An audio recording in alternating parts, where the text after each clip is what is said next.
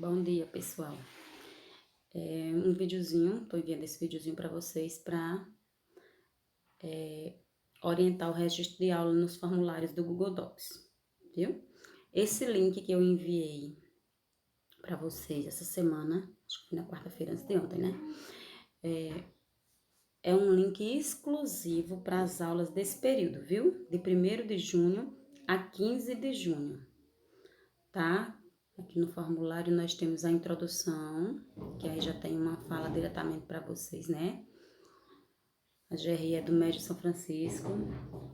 Disponibiliza o presente formulário para que você, professor, informe os dados das aulas virtuais e atividades não presenciais ofertadas no atual período.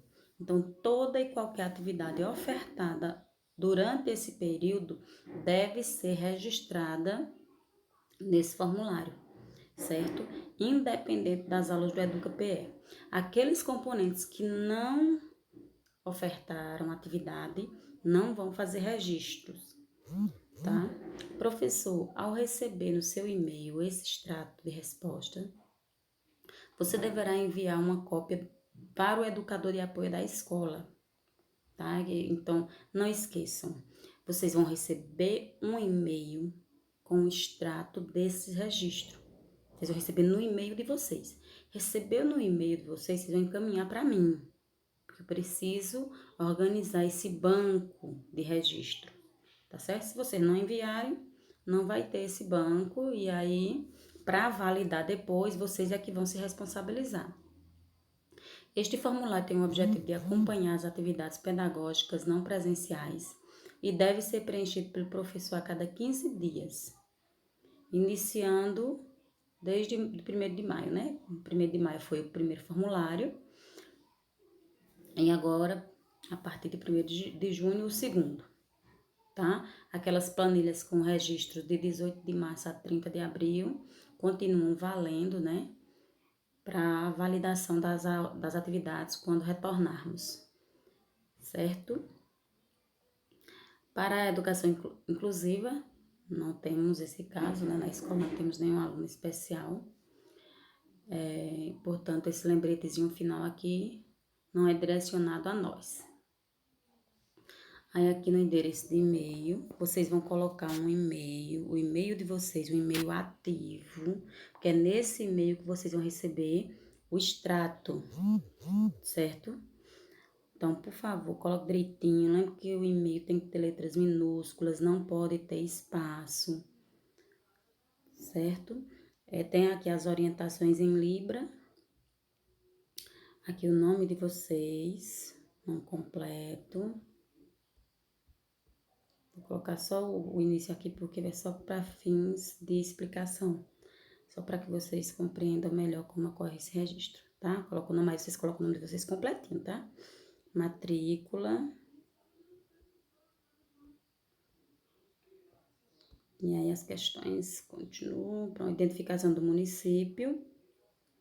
Vocês vão colocar Santa Maria da Boa Vista, a unidade de trabalho, que é a Pau Brasil, acho que está lá no finalzinho, a última, Escola Pau Brasil. Essa atividade pedagógica destina-se a qual série de ensino? Então, lembrando, se você tem o mesmo componente nos primeiros anos, são 4 primeiros, né? Então, se você tem filosofia, por exemplo, Renata tem filosofia em todos os primeiros. Então, essa informação desse formulário vai se referir a todos os primeiros anos, tá? Matemática. João tem matemática, acho que é do primeiro B e C, se não me engano. Não lembro direitinho mais. Mas ele vai preencher esse formulário com as informações do primeiro B e do primeiro C, de todas as turmas de primeiro que ele tenha, tá? Sendo o mesmo componente, é um formulário só para essas turmas, tá? Não importa se tem 2 primeiros, tem 3 primeiros, tem os 4 primeiros, tá? Sendo o mesmo componente, é um só formulário. Eita, eu marquei errado aqui, não é ensino fundamental não, porque aqui é primeiro ano, ensino fundamental, anos iniciais, né? No caso é aqui, ó, ensino médio. Tomar cuidado com isso, né? Para não se empolgar com o primeiro ano que aparece aqui, certo? Porque esse formulário é para toda a GRE. Tá, aí começam outros questionamentos aqui. Qual a turma participante da atividade pedagógica? Tá, então, por exemplo, eu tenho, vamos dizer que eu tenho religião, só para exemplificar, né? Eu tenho ensino religioso, nos dois não, no nono A, nono B. Aí eu coloco aqui. A turma que participou dessa atividade foi o nono A, vixe, e nono B. Não tem que ser exatamente como eu tô fazendo aqui não, viu, gente? Só tem que estar identificada aqui a turma. Então, você pode colocar nonos anos A e B, ou nono ano A, nono ano B, não importa. Só tem que identificar aqui quais são as turmas que foram atendidas nessa atividade que você está registrando, tá? Aí, essa questão aqui, ó, ela não é obrigatória. Se você quiser colocar aqui, não temos estudantes de educação inclusiva, ótimo. Se não quiser colocar, você pode deixar em branco, porque ela não é obrigatória, tá vendo? Ela só é obrigatória quando ela tem esse asteriscozinho vermelho aqui, como tem aqui na questão 6. Na questão 7 não tem o asterisco, então ela não é obrigatória, certo? Questão 8. Qual foi o componente curricular dessa atividade? Aí você vai colocar aqui o componente que você desenvolveu a atividade, ensino religioso. Aqui é uma atividade de ensino religioso. Se for o caso da eletiva, vocês vão colocar aqui no finalzinho outro e especifica qual é a eletiva. Lembrando que toda eletiva é registrada numa turma, tá? De acordo com o horário da escola, o primeiro anual, no horário da eletiva, tem lá a professora tal. No primeiro ano B, a professora tá identificado no horário. Então, vocês podem ver lá qual é a turma que vocês têm, que vocês vão registrar aqui quando for registrar a eletiva, certo? Período de execução dessa atividade. Aqui vocês sempre vão colocar o período correspondente a que esse formulário é destinado, né? Então, no caso, 1º de junho até 15. O pior é que o 15 é na segunda, eu achando que o 15 era final de semana. Tá, então, de 1º a 15 de junho são as informações contidas aqui. Você não vai dizer qual foi a data que você desenvolveu a sua atividade. Você vai colocar o período que corresponde a esse registro aqui. Nesse meio aí, você realizou atividades que vão corresponder a uma carga horária, tá? E aí, essa carga horária você vai colocar aqui. Como eu disse a vocês, desde o primeiro formulário, desde as primeiras planilhas, né? Eu venho sugerindo. Quer dizer que o que eu estou dizendo é o que vai ser realmente validado? Não. O que eu estou dizendo é uma sugestão de registro, mas vocês também podem fazer a soma de vocês, tá? Qual é a sugestão que eu dou para esse formulário? Vocês vão contar a quantidade de horas, por exemplo. No dia da atividade no canal foram 25 minutos. No dia seguinte, você passou 2 horas com a turma, de 8 às 10, 2 horas. 2 horas mais os 25 minutos do dia anterior, dá 2 horas e 25 minutos. Isso equivale a quantas aulas? Quanto é uma aula? 50 minutos. 5 vezes 3, 15, 150 minutos, né? 150 minutos é o equivalente a 2 horas e meia.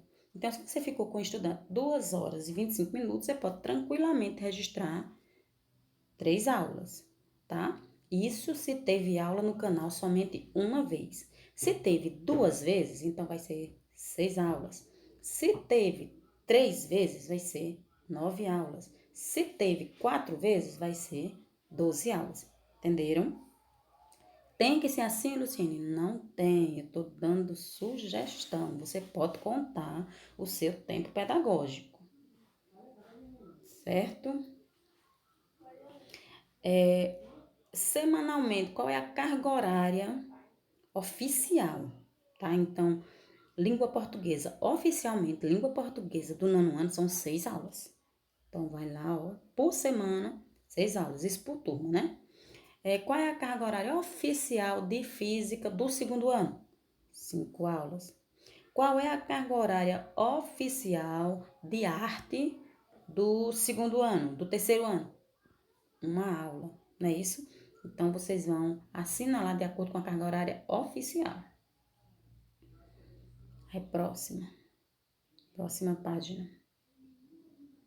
Questão 13. Quais os conteúdos, eixos temáticos vivenciados a cada 15 dias? Tá? Se você vivenciou